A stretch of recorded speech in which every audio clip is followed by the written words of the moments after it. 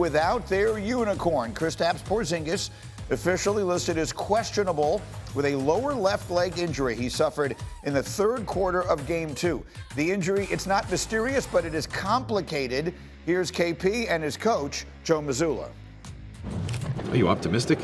I am, of course. I have to be. I'm optimistic, and as I said, I will do everything I can to be out there tomorrow. And yeah, we'll see. It's a serious injury, and at the end of the day, our team and the medical team is not going to put him in any bad situations. And so we've taken a decision to play out of his hands. All right, so how they adjust without Porzingis, if indeed that is where they wind up, could wind up deciding these NBA Finals. Look at the plus-minus numbers. When KP has been on the floor in this series, 44 minutes, they're plus 25, 52 minutes off. They are at flat even. The injury is a torn medial retinaculum, which allows dislocation of the posterior tibialis tendon. I said that because people suggested I wouldn't be able to. Let me bring Brian Windhorst into the conversation here. Windman, you're there. Help us. What exactly is going on with Porzingis? It's a very rare injury. There's almost no record of it happening in the NBA. So there's very little to know exactly how NBA players will respond to this, much less people who are 7'3" tall. When this injury is severe, people are reduced to having to wear walking boots. He was not in a walking boot yesterday, so take that for whatever it's worth. However, after he suffered this injury in the fourth quarter of Game 2, they said it was the third quarter, but I don't know. It looked to me like he got hurt in the fourth quarter, but he was really not able to move that well up and down the court. The Celtics had to call a timeout to get him off the court. So I think that the Mavericks are as mystified as everybody else. They're going to have to wait and see what he looks like potentially in pregame warmups to see if he can play. But this will be a big challenge potentially for Al Horford. Al Horford has been the starter throughout this 9-game winning streak in the postseason, but Porzingis has been a huge piece, as that plus-minus showed. And the big thing with Horford in this postseason and really throughout the regular season, when he plays 30 minutes or less, he's very effective. He's able to use a lot of energy coming out and defending on the perimeter. He's obviously a basket defender still at his late 30s. But when he plays over 30 minutes, which frankly, if Porzingis can't go or is reduced, he's going to have to, his production dips significantly. And we are in the tightest window in this finals where we've got 2 games in 3 days. So that's something to watch if the Porzingis fall out if he can't go. That's right. In a series filled with lengthy breaks, they play Game 3 tonight and Game 4 on Friday night. So just the 1 day in between. All right, let's put this in as plain English as we possibly can. The absence of Kristaps Porzingis, if he's either unable to play or unable to be effective in these NBA Finals, would mean what? The door's open for Dallas. And you could say the door's been open for Dallas because it's a series and anything can happen in a series. But the absence of Kristaps Porzingis, or even Kristaps Porzingis, in my opinion, being limited or being slightly hobbled, the door is wide open for Dallas. They can win these 2 games at home, potentially snag some at Boston. Listen, when we talked about Kristaps Porzingis, his offense was amazing. He was a mismatch with everybody that guarded him, but his defense was a separator. His defense was a difference maker. The way he's able to backpedal, block a Kyrie Irving floater that we've seen Kyrie make over countless defenders, sprint back in transition, protect from lobs. This play in transition, what happened when he got injured and when he was hobbled? A lob pass in transition. That was the play. You have to imagine if you're Dallas and Kristaps Porzingis is hobbled, you're attacking the paint and you're looking for lobs, which is something that they struggled with so far in Games 1 and Game 2. So this is what you're talking about there. That was without Porzingis on the floor. They suddenly were able to go back to that element of their offense that was so effective for them. There's the play in particular where he wasn't able to get back. So this is a difference, potentially difference-making. Would you agree that this could, is it overstating it for me to say this could decide who wins the NBA championship?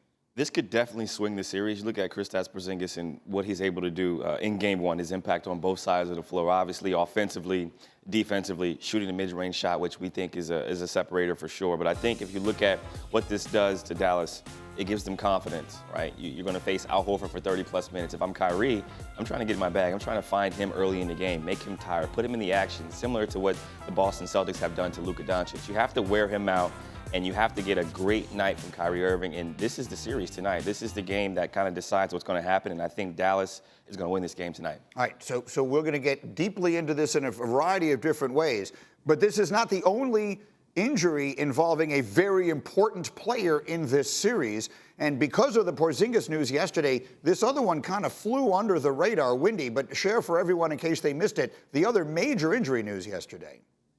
Yeah, our Tim McMahon and Malika Andrews reported that Luka Doncic needed to get a numbing shot in his chest, in his rib cage, because of that thoracic contusion that he suffered amidst game one, which meant he had to get numbed up. He really kind of ran out of gas in the fourth quarter of that game. I'm not sure, if that was related to the numbness wearing off, but he's expected to need that shot again tonight. And so, he's put up good numbers, but he put up good numbers early in that game. So, how effective he is and how that shot affects him is something that is also a factor going into Dallas's best player in this series. All right, so let's talk, Windy, because I'll let you say it because you said it to me this morning on the call so well. Kristaps Porzingis, potentially not in there in the middle of the floor. Luka Doncic, aching, hurting, taking a shot to get going. What does all of that point to? This is screaming Kyrie Irving, Kyrie Irving, Kyrie Irving. And the Mavericks are calling out for him to break out of this mini slump in games 1 and games 2 where he hasn't been effective from the outside, hasn't been able to get space from the inside, and frankly, hasn't even been his normal self on defense where he's getting eaten up. They badly, badly need him to step forward and deliver a huge game to remove some pressure from Luka and frankly take advantage of Boston's centerpiece defensively potentially being hobbled or out. That's just there's no option for the Mavericks to elevate their play other than for Kyrie to elevate his. Let's hear from him. This was Kyrie on the off day talking about what he said to his teammate Luka Doncic, knowing that Kyrie, needs to give him more. Yeah, well, it started with me, just telling my hermano, I got to play better for him alongside him. And, in order for us to, accomplish our goal, just letting him know that, it's my fault, taking accountability for not playing particularly well. What did you hear there? Why did you start to giggle when he said hermano? My hermano is crazy, but I think he understands what's at stake here. He understands that he has to be better. He's the only one on the team that's won a championship outside of their head coach, right? Yeah. He's been in big moments. He's hit big shots. He holds himself to a high standard, and he understands that Luka is hurting. He's getting shots before the games, and you're letting your team down, and he's going to deliver tonight. Did you roll your R in hermano? Hermano. That was nice. Well, si quieres, podemos hablar español toda la programa. Okay, excuse me, Greeny. No, we'll have a different conversation. We're going to do this for Deportes a little later in the day. But here, let's get to the bottom of this here.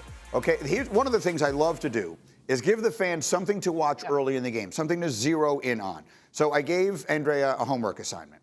I said, I want you to give everybody something they should be watching for early in this game, right off the jump, to tell them whether Kyrie is going to have a big night or not. His aggression. He has to be aggressive to start the game. And you know what comes to mind? What happened game 1 of the Western Conference Finals? Kyrie took it personal that Ant said, I've got Kyrie. Anthony Edwards said, I've got Kyrie before that series started. And Kyrie came out in game 1 of the Western Conference Finals and was on fire. He was looking for his shot. He had incredible ball control, which we haven't seen him have in game 1 or game 2 of the Celtics series. And he was constantly looking and hunting his shot. Floaters, mid-range, three-point shots. He wasn't looking to pass. He wasn't looking to get the ball to Luka. He was aggressive. His ball control, how decisive he was with the ball in his hands, we haven't seen that in game 1 or game 2. So from the start of the game, Kyrie has to be aggressive. He has to look to get downhill and continue to play in attack mode. I don't think he's been in attack mode yet in this series. What do you expect from Kyrie Irving tonight? I expect him to be very aggressive. First of all, he said mi hermano, right? So he's letting them know, I'm going to be with you early and often. I'm going to get into the paint. There's no Porzingis. And for him to be successful, I think it's threes early. I think it's floaters early. And I think it's putting Al Horford in as many actions as possible. The biggest thing you mentioned, there's no Porzingis, right? When Kristaps Porzingis is on the floor, Dallas's field goal percentage in the restricted area is in the 40s. When Kristaps Porzingis is off the floor so far in this series, Dallas in the restricted area, their field goal percentage is in the 70s. They're shooting almost 30% better in the paint with Kristaps Porzingis off the floor. That's something Kyrie Irving has to have in mind because he's so good in the paint. He's so good with his mid-range. CJ, what'd you say about mid-range? So mid-range is the shot separator, especially for the playoffs. Windman, I've had it suggested to me that tonight is the biggest night of Kyrie Irving's career. What do you say to that? Well, you're talking to somebody who wrote a book about the 2016 title, so you're not going to hear that from me. I think Game 7 on the road against arguably the greatest regular season team in history might qualify a little higher, but obviously it's his biggest game as a Mav. I'll afford you that.